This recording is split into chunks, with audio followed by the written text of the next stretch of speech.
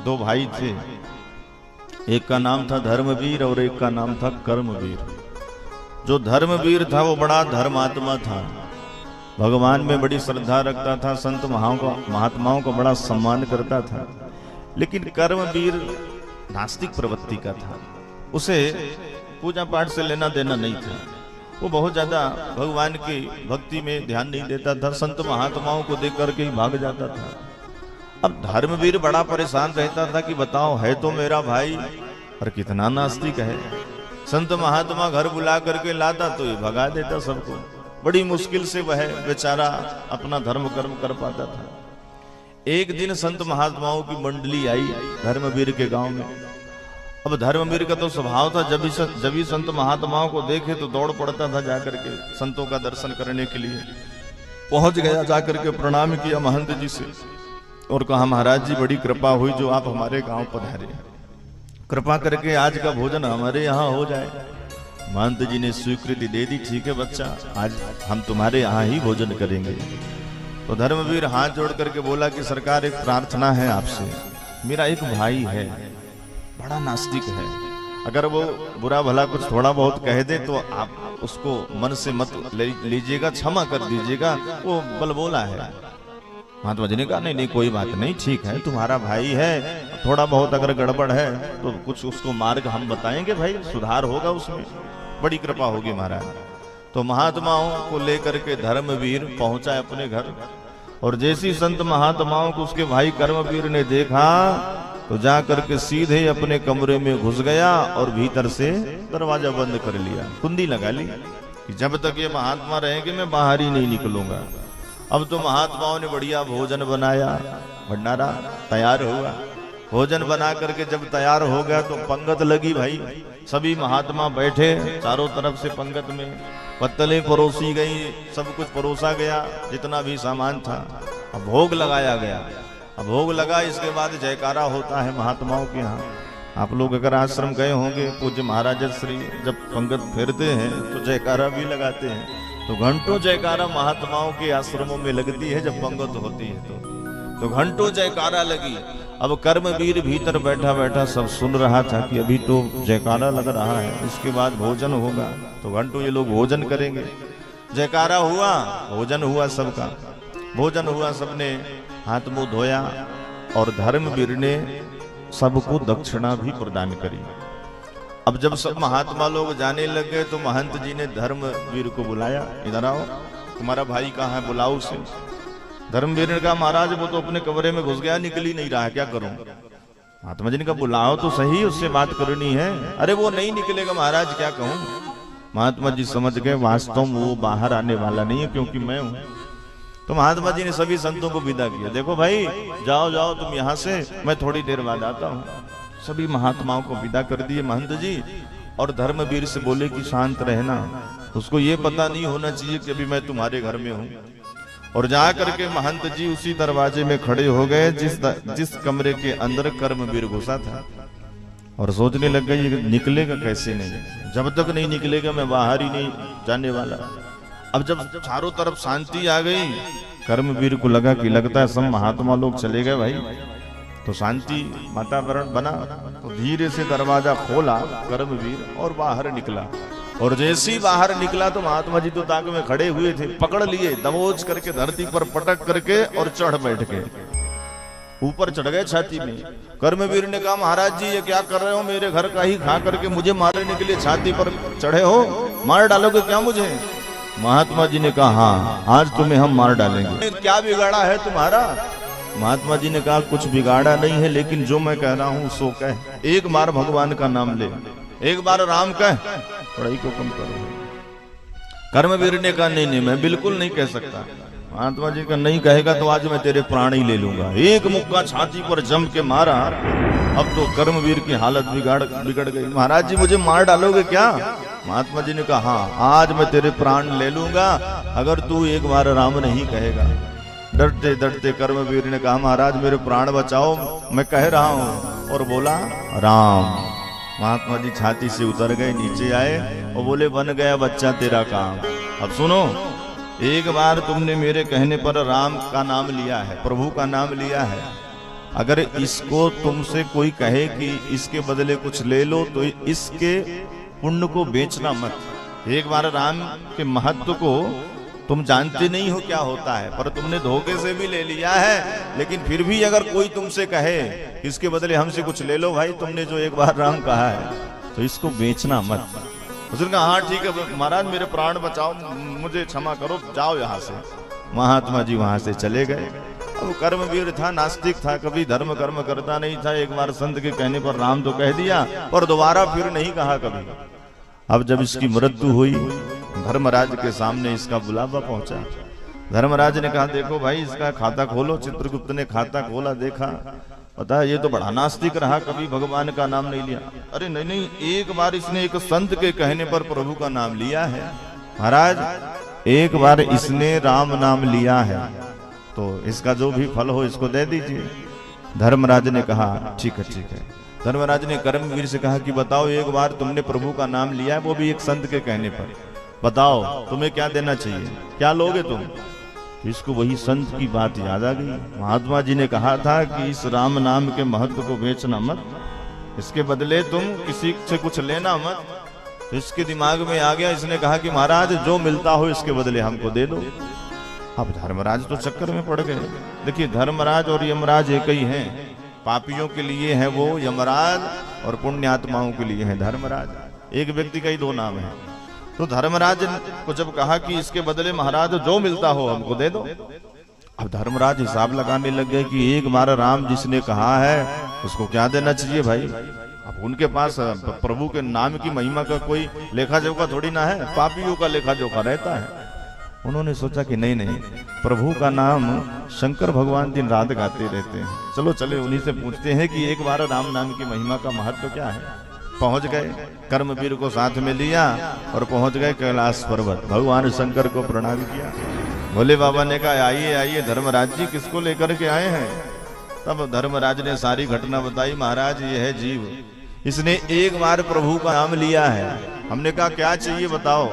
इसने कहा कि जो इसके बदले मिलता हो दे दो। अब भगवान मैं तो भगवान के नाम की महिमा को बहुत जानता नहीं हूँ, आप दिन रात गाते रहते हैं, प्रभु का नाम लेते रहते, तो आप ही बताइए इसको क्या देना चाहिए।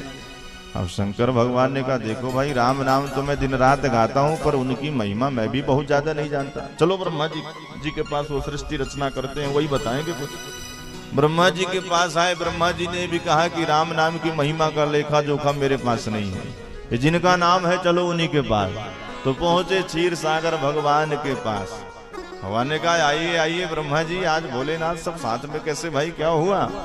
तब शिव जी ने कहा कि प्रभु इस जीव ने आपका एक बार नाम ले लिया है और ये कह रहा है कि भगवान के नाम को एक बार जो ले उसके बदले जो मिले सो मुझे दे दिया जाए। तो हम लोग हिसाब ही नहीं लगा पा रहे सरकार की आपके नाम की महिमा का क्या महत्व है, एक बार की महिमा का क्या महत्व है। भगवान मुस्कुरा करके बोले कोई बात नहीं, बुलाओ इससे, ले आओ। भगवान अपनी गोद पर कर्मवीर को बैठाए और बोले अब जाइए आप लोग। तो शंकर भगवान ने कहा पहले बताइए तो सरकार आपके एक बार नाम की महिमा क्या है। तो भगवान ने कहा अभी आप लोग नहीं समझ पाए। अरे ये साधारण जीव कैलाश पर्वत घूम आया, ब्रह्मलोक घूम आया और हमारे यहाँ ला करके हमारे गोद पर इसको बैठा दी, अभी भी हमारे नाम की महिमा को नहीं जानते भाई। राम न सकहि नाम गुण गाई, भगवान स्वयं भी अपने नाम की महिमा का वर्णन नहीं कर सकते। सज्जनों, ये ठाकुर जी के नाम से भी भगवान का नाम लिया जाए, भाव से, कुभाव से, बरबस, प्रेम से, जबरदस्ती, गुस्से में। भाव से लोगे तो कैसे लोगे? सीताराम सीताराम। क्रोध से लोगे तो कैसे लोगे? सीताराम सीताराम सीताराम सीताराम। लोभ से लोगे तो कैसे लोगे? कैसे भी लो, प्रभु का नाम कल्याणकारी ही है।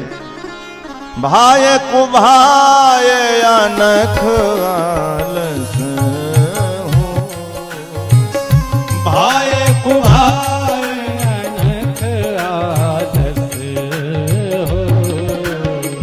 नाम जपत मंगल दिसिदस हूँ, नाम जपत मंगल दिसिदस हो। महामंत्र जोई जप जपत महेशु। महामंत्र जोई जपत महेशु। काशी मुकुति हेतु उपदेशु। काशी मुक्ति हेतु उपदेशु। महिमा जासु जान गन राव। महिमा जासु जान गन राव। प्रथम पूजियत नाम प्रभाव। प्रथम पूजियत नाम प्रभाव। जान आदि कभी नाम प्रतापु। जान आदि कभी नाम प्रतापु। भयउ शुद्ध करी उल्टा जापु। भयउ सुधरी उल्टा जा।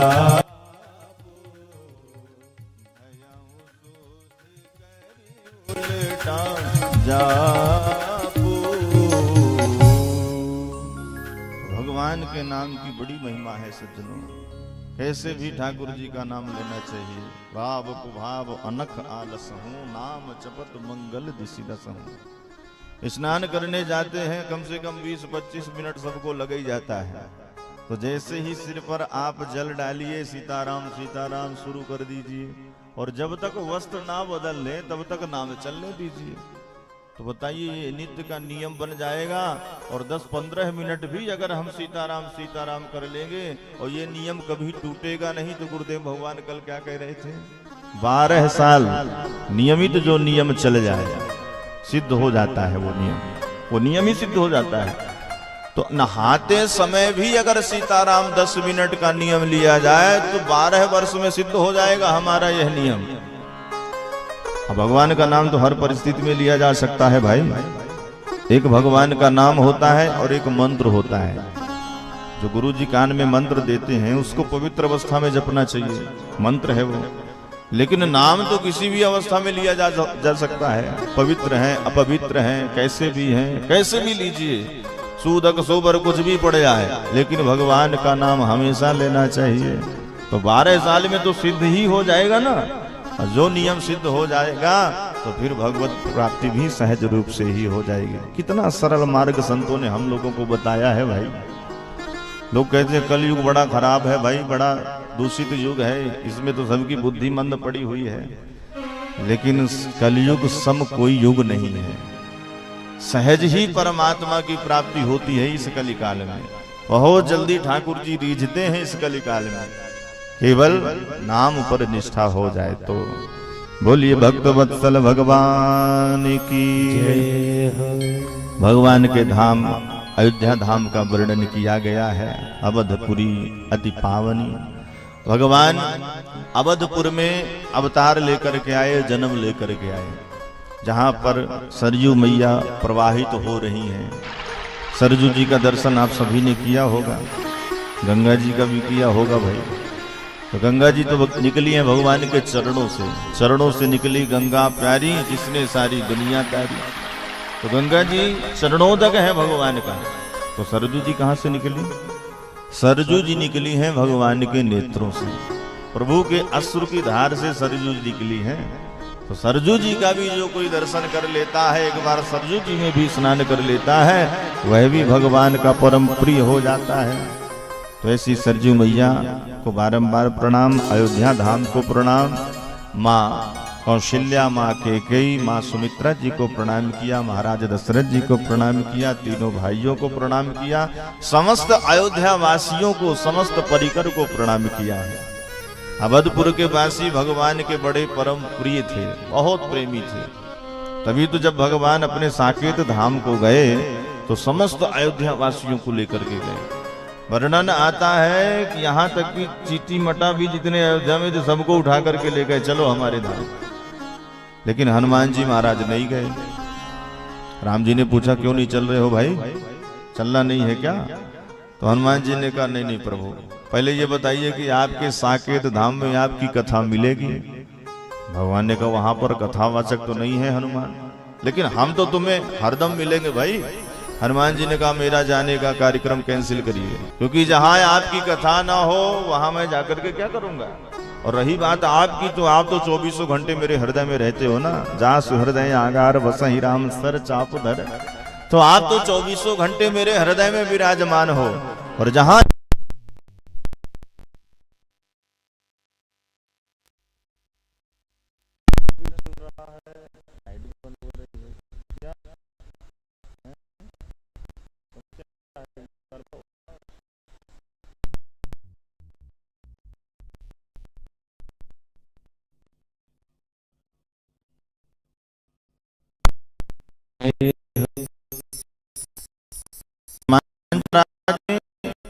भगवान के साथ जाने को मत दिया।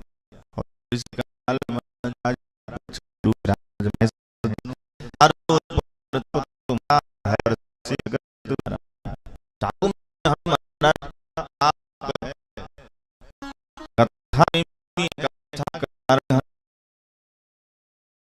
जब तक कथाएं चलती रहेंगी, भगवान का नाम यहाँ पर होता रहेगा, श्री हनुमान जी महाराज धरती पर ही विराजमान रहेंगे कलयुग के राजा बन करके। तो समस्त अयोध्या वासियों को प्रणाम किया, माता जानकी के चरणों में प्रणाम किया। जनक सुता जग जननी जानकी, अतिशय प्रिय करुणा निधान की। माँ जानकी के चरणों में प्रणाम किया जाए। माता जानकी की कृपा से हमें बुद्धि और सुंदर विचार प्राप्त होते हैं, ऐसा वर्णन आता है।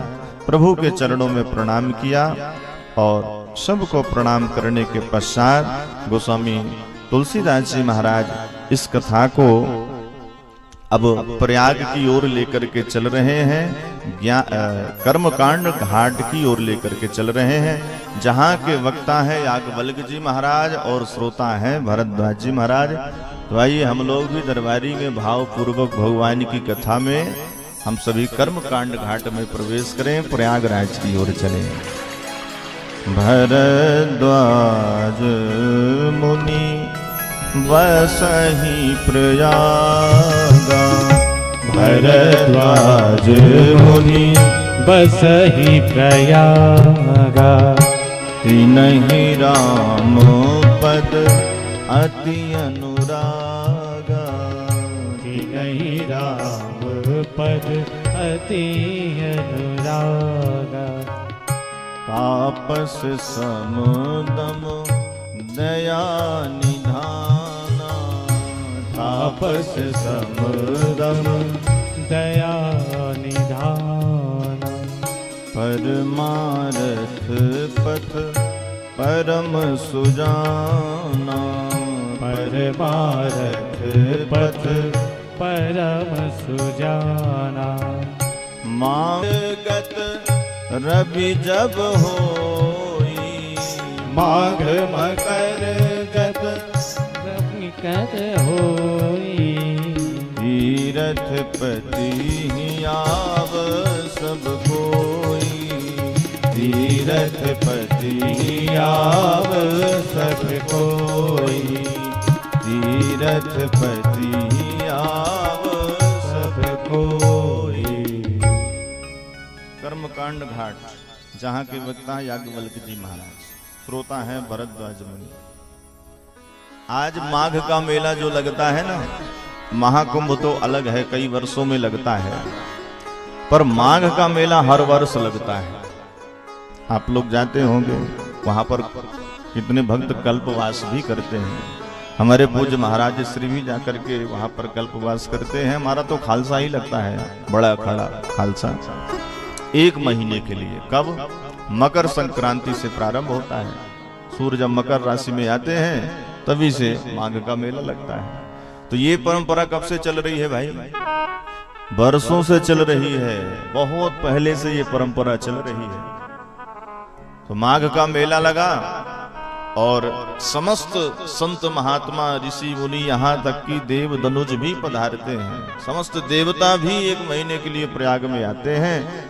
समस्त आकर के सिद्धि करते हैं, तपस्या करते हैं, भजन करते हैं। तो वे सभी संत महात्मा आए, माघ के मेला में एकत्रित हुए। उस समय भारद्वाज महात्मा सबको स्थान प्रदान किया करते थे कि आप यहाँ पर रहिए, आप यहाँ पर खालसा लगाइए। अब तो सरकार के हाथ में सब सेवा हो गई है। पहले भारद्वाज महात्मा ही निर्णय लेते थे कौन कहाँ ठहरेगा, कौन कहाँ रुकेगा। तो सबको ठहराया, सबको रुकवाया। और जब सब जाने लग गए, मेला पूरा हुआ 1 महीने, तो सब अपने अपने स्थान को जाने लग गए। तो जैसे ही जाने लग गए तो जो भारद्वाज महात्मा हैं, जो परमार्थ पद के सुजान हैं, परमार्थ पद किसे कहा जाता है? परमार्थ पद पर चलने वाला कौन है? जो भगवान के चरणों से प्रेम करे, काम भाव से जो भगवान के चरणों में प्रेम करता है, वही परमार्थ के पथ का पथिक है। तो ये जो भारद्वाज महात्मा हैं, भगवान के चरणों में इनका अगाध प्रेम है। तापस, तपस्वी हैं, सम दम दया के निधान हैं। इंद्रियों को अपने बस में सदैव रखने वाले हैं, मन को अपने बस में। जब इंद्रियां बस में तो मत तो ऑटोमेटिक अपने बस में रहेगा भाई। इनका परिचय बताया गोस्वामी तुलसीदास जी महाराज ने। परिचय तो यही होना चाहिए भाई कि भगवान के चरणों में प्रेम कितना है, भक्ति कितनी है, ये असली परिचय है। और आजकल समाज में ऐसा परिचय कोई नहीं देता। अरे ये बहुत बड़े आदमी है भाई, इनके बहुत वाहन है, बहुत बड़े बंगले बने हैं, बहुत जमीन है इनके पास, बहुत रुतबा है, बहुत पैसा है, ऐसा परिचय आजकल देते हैं। हमारे गुरुजी का तो बहुत बड़ा आश्रम है। अरे ऐसे कई आश्रम हैं, कितनी गाड़ियां हैं हमारे गुरुजी के पास, कितनी जमीन है गुरुजी के पास। तो क्या तुम्हारे गुरुजी इसीलिए बैराग लिए कि जमीन बनाए, गाड़ियां खरीदे, खूब बंगला बनाए? क्या इसीलिए तुम्हारे गुरुजी तपस्वी हुए थे? ये असली परिचय नहीं है सज्जनों। असली परिचय ये है कि हमारे गुरुजी इतने तपस्वी हैं, हमारे गुरुजी जो कह देते हैं सो हो जाता है, वाणी में सिद्धि हो जाए। हमारे गुरुजी ने हमको मार्गदर्शन किया, तब से हम सब कुछ छोड़ करके भगवान के भजन में लगे। ये असली परिचय है भाई। ये परिचय गोस्वामी जी महाराज दे रहे हैं। किनका? भरद्वाज महात्मा का। भरद्वाज महात्मा आनंद पूर्वक प्रयाग में रहते हैं। संत महात्मा जब सब जाने लग गए तो भरद्वाज ने याज्ञवल्क्य जी के चरणों में प्रणाम किया और निवेदन किया, महाराज सब तो जा रहे हैं, लेकिन आप कुछ समय और रुक जाइए ना। भरद्वाज राखे पद टेकी, पांव पकड़ लिए, कुछ दिन और रुक जाइए ना। याज्ञवल्क्य जी ने कहा 1 महीने रुके तो भरद्वाज जी अभी आपका मन नहीं भरा? बोले नहीं नहीं सरकार, मन में कुछ संशय है और संशय दूर कर लेना चाहिए। मन में संशय कभी नहीं रहना चाहिए किसी के भी प्रति, क्योंकि संशय बहुत खतरनाक होता है भाई। इसका समाधान तुरंत कर लेना चाहिए। भरद्वाज महात्मा कहते हैं कि हमारे मन में एक संशय है, उस संशय को दूर करते चाहिए, उस संशय का निवारण करते जाइए। याज्ञवल्क्य जी ने कहा आपके मन में संशय? अरे आप प्रयागराज में रहते हैं, तपस्या करते हैं, माँ गंगा की कृपा आपको प्राप्त है, और इसके बाद भी आपके मन में संशय चल रहा है। क्या संशय है आपके मन में, बताइए तो सही। तो भरद्वाज महात्मा कहते हैं महाराज संकोच हो रहा है, कहने में बड़ा संकोच हो रहा है और डर भी लग रहा है। क्यों? संकोच किस बात का है भाई? संशय मन में है तो कहो ना हमसे। भरद्वाज ने कहा कि संकोच इसलिए लग रहा है कि आप कहेंगे कि बताइए वाल्मीकि जी के शिष्य होने के बाद भी इतना आज तक नहीं जान पाए। ये जो भरद्वाज जी है ना, ये वाल्मीकि जी के शिष्य हैं। तो भरद्वाज महात्मा कहते हैं कि अगर मैं अपना संशय बताऊंगा तो कहीं आपको ये न लगे कि आप इतने बड़े संत के शिष्य होकर के इतना जान नहीं पाए अभी तक। और डर इसलिए लग रहा है महाराज कि कहीं आप नाराज ना हो जाएं कि बताओ हमसे प्रश्न कर रहे हैं, हमारा परीक्षण करने के लिए प्रश्न किया जा रहा है। कई लोग होते हैं समाज में, कुछ तो बड़े विनम्र होते हैं, बड़े प्रेमी होते हैं, जिज्ञासु बनकर के प्रश्न करते हैं, और कुछ लोग ऐसे समाज में होते हैं कि जिज्ञासु बनकर के नहीं, परीक्षक बनकर के प्रश्न करते हैं कि देखे तो महाराज से आता है कि ऐसे ही हैं। और उनके लिए एक संदेश है कि महाराज जब सबको कथा सुना रहे हैं तो कुछ तो आता ही होगा। अब परिपूर्ण तो संसार में कोई है नहीं भाई। समस्त ज्ञान सबके पास नहीं होता, सबके पास अलग अलग विषय का ज्ञान होता है। अब हम कथा करते हैं तो कथा के बारे में तो हम जो भी थोड़ा बहुत अध्ययन किए हैं गुरु चरणों में बैठ करके उसको बता देंगे, पर कोई इंजीनियर हमसे अपने विषय की चर्चा करने लग जाए तो वो विषय हम थोड़ी ना बता पाएंगे। वो तो वही जानेगा, हमारा विषय वो नहीं जानेगा और हम उसका विषय नहीं समझेंगे भाई। तो परिपूर्ण संसार में कोई नहीं है सज्जनों, कोई भी नहीं है। पूर्ण तो केवल परमात्मा है। पूर्णमदः पूर्णमिदं पूर्णात् पूर्णमुदच्यते पूर्णस्य पूर्णमादाय पूर्णमेवावशिष्यते। तो परब्रह्म परमात्मा ही पूर्ण है और उन्हीं से जो कोई जुड़ जाता है वह भी पूर्ण हो जाता है, वह भी पूर्ण ब्रह्म हो जाता है। जानत तुम्हें हुई जाए। तो पूर्ण तो कोई है नहीं, इसलिए जिज्ञासु बन करके ही प्रश्न करना चाहिए, ना कि परीक्षक बन करके। जान ही लोगे कौन कितने पानी में है तो क्या उपलब्धि मिल जाएगी आपको, क्या होगा आपका। इसलिए जितना जहां जिससे मिल रहा है उसको ग्रहण करते रहना चाहिए। भरद्वाज महात्मा कह रहे हैं कि महाराज एक तरफ मुझे डर लग रहा है और एक तरफ संकोच लग रहा है, लेकिन नहीं अगर पूछ रहा हूं तो बहुत बड़ी हानि भी है मेरी, क्योंकि अगर नहीं जान पाया, उम्र ढलती जा रही है तो मेरे जीवन की बड़ी पछतावा, मेरे जीवन में बड़ा पछतावा रह जाएगा, बड़ी हानि हो जाएगी। इसलिए पूछना तो है महाराज, इसलिए क्षमा करें, आप नाराज मत होइएगा।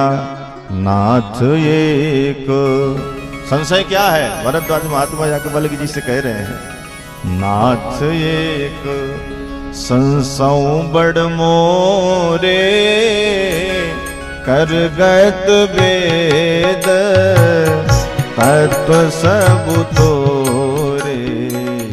नाथ एक संशय बड़ मोरे करगत वेद तत्व सब तोरे।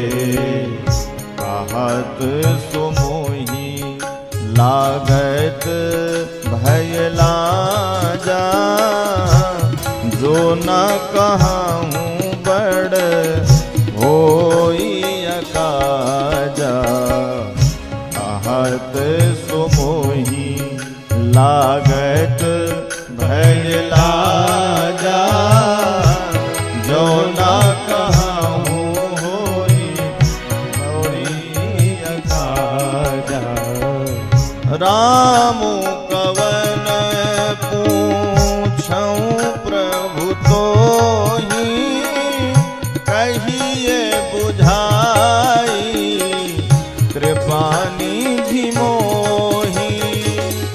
राम कवन पूछऊं प्रभु तो ही कहिए बुझाई, कृपा निधि मोही।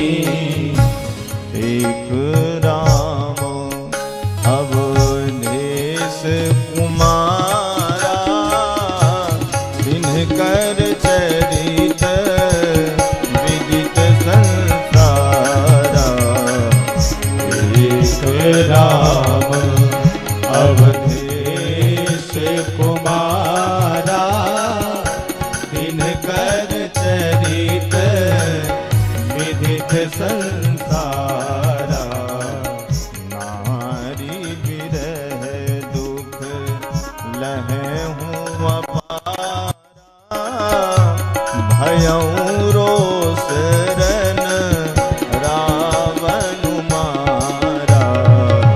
नारी विरह दुख लहहूँ अपारा, भयऊँ रोष रन रावण मारा।